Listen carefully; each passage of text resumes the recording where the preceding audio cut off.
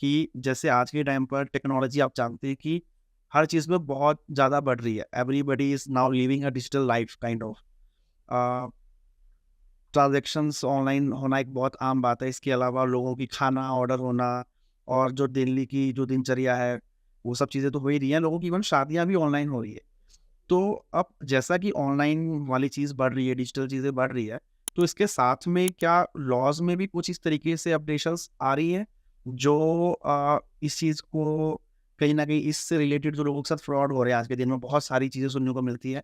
अभी रिसेंटली कल परसों ही मुझे किसी ने फ़ोन किया, गाँव का कोई पर्सन था कि उसके बेटे ने किसी को तो ओटीपी शेयर कर दिया और ₹15,000 उसके अकाउंट में थे, पूरा खाली हो गया।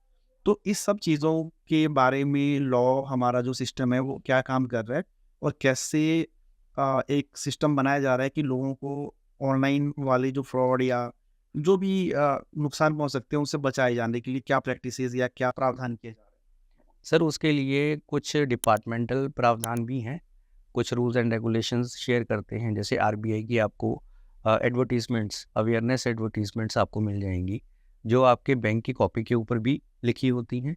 और उनकी एडवर्टीजमेंट भी श्री अमिताभ बच्चन जी करते हैं कि अपना ओटीपी आप कहीं पे शेयर ना कीजिए। आपको अगर कोई भी ऐसा फ़ोन आता है या आपकी पर्सनल डिटेल्स मांगता है तो आप वो मत कीजिए। इस तरीके से अवेयरनेस जो ये एडवर्टीजमेंट्स हैं या फिर ऑनलाइन प्रोग्राम्स हैं या जो भी ये प्लेटफॉर्म के ऊपर शेयर होते हैं मैसेजेस, वो आते हैं, रेगुलर आते हैं। इसके अलावा जो लॉ की अगर बात करें तो लॉज हैं sir, information technology law, cyber laws. Same provisions have been adopted in the Indian Penal Code for the criminalization of these offenses. इसमें हम एक कैटेगरी फिर आ जाते हैं वाइट कॉलर क्राइम्स, जिनको हम ये हाईलाइट करते हैं कि ये फाइनेंशियल फ्रॉड्स वाले। सेम हमने फिर वहाँ पे कंज्यूमर में भी बैंक्स के ऊपर या फिर फाइनेंशियल इंस्टीट्यूशंस के ऊपर लाइबिलिटी सेट करी है कि जहाँ पे अगर कोई ऐसा फ्रॉड होता है लेकिन आप अवेयर थे, ऐसा नहीं है कि आपके साथ फ्रॉड हो गया और आपने उनको परस्यू कर दिया, आपको पता भी नहीं चला और आपने उनको सीधा ही प्रोसिक्यूट कर दिया कि बैंक की लाइबिलिटी बनती है, मेरे बैंक के खाते से बैंक ने मेरे पैसे ट्रांसफ़र कर दिए। ऐसा नहीं है, जैसा अभी आपने अपनी एग्जांपल में बोला कि ओटीपी शेयर कर दिया था, तो same responsibility is on the citizens also कि लोगों को भी उसके लिए अवेयर रहना पड़ेगा। अगर कोई ऐसा चीज़ होती है, अभी जैसे मेरे एक दोस्त के साथ एक वाक़या हुआ था अभी 2 हफ्ते पहले, उसका मुझे फ़ोन आया यही चीज़ जानने के लिए कि मैं क्या कर सकता हूँ। उसके फ़ोन पे एक मैसेज आता है कि ये सो एंड सो एप्लीकेशंस, ये लिंक पे आप क्लिक करो तो आपको ये गिफ्ट मिलेगा। कई बार क्रिसमस पे, न्यू ईयर पे प्रमोशनल मैसेजेस आते हैं। बिल्कुल, उसने वो क्लिक किया, वो क्लिक करते ही एक एप्लीकेशन डाउनलोड हो जाती है।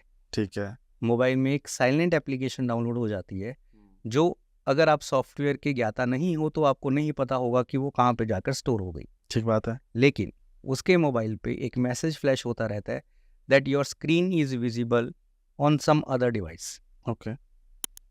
तो उसको यहाँ से ट्रिगर हो गया कि मेरा मोबाइल कहीं ना कहीं पे शेयर हो रहा है। The next second he called me, उसने मुझे कॉल किया और पूछा कि मैं क्या कर सकता हूँ। ठीक है। तो माई एडवाइस वाज कि सबसे पहले ऑनलाइन अगर आपको एक सुविधा भी दी हुई है उसको भी आप पूरा इस्तेमाल कीजिए। अपने बैंक के कस्टमर केयर को आप फ़ोन कीजिए, वहाँ पे आप उनको बोलिए कि आपकी जितनी भी इंटरनेट और मोबाइल बैंकिंग सेवाएं हैं वो बंद कर दी जाएं।